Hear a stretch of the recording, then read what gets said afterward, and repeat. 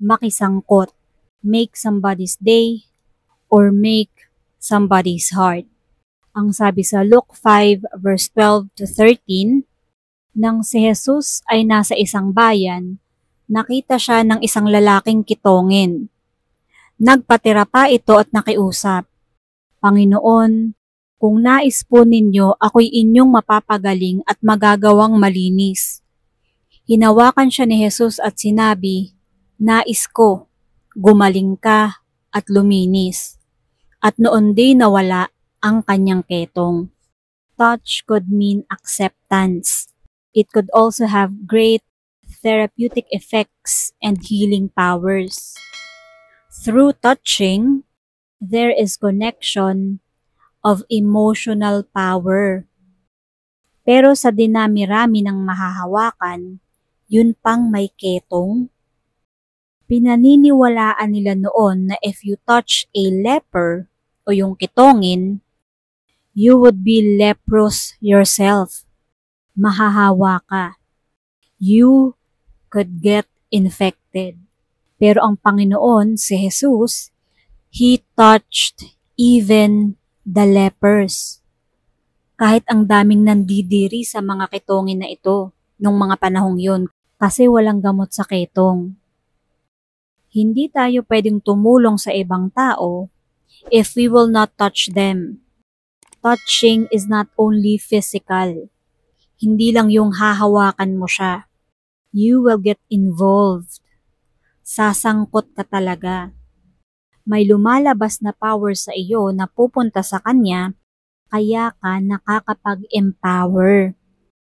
Ang tunay na pagbibigay ay yung nararamdaman mong nahihirapan ka sa iyong pagbibigay. Nagkakaroon ng pakinabang ang iyong binibigyan. Katulad ni Jesus, we should learn to touch people but tastefully and prayerfully in a good time and in a very sincere way. Hindi lang naman yung may mga sakit ang tinatouch natin at tinutulungan. O kaya naman yung mga physically ill. Meron din naman kasing emotionally ay may sakit sila or mentally or meron silang pangangailangan sa buhay. Pero dapat ang ating pagtulong o ang pakikisangkot natin sa ibang tao ay sincere. Hindi lang pakitang tao. Hindi lang para may gamitin laban sa kanya pagdating ng panahon. Yun lang dapat. Tastefully and prayerfully. Kapag may gusto kayong tulungan, ipag-pray nyo sa Panginoon, lalo na kung malaking desisyon yan. Kasi aminin man natin o hindi, may mga tao minsan na abusado. May tendency na umabuso. Kaya ipag-pray natin ang bawat tao na ating kasasangkutan o isasangkot natin sa ating buhay. Words can also touch. Nakakahipo ang salita. Minsan may nagsalita lang ang saya-saya mo na maghapon dahil sa narinig mo.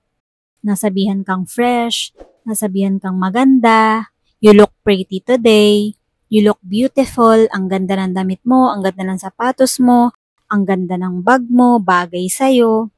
Nakakasaya ng araw. O kaya naman minsan bigla kang malulungkot, o kaya naman minsan bigla kang malulungkot at magagalit dahil lang sa salita. We can make or break somebody's day or heart by your words. Kaya ingatan ang bibig na yan. Laging rendahan. Mag-isip muna bago magsalita. Kasi minsan, yung intention natin ay mabuti, pero pag lumabas na sa bibig natin, nakakasama ng loob ng ating kapwa. Touch people and speak to people the way Jesus did. God bless us all.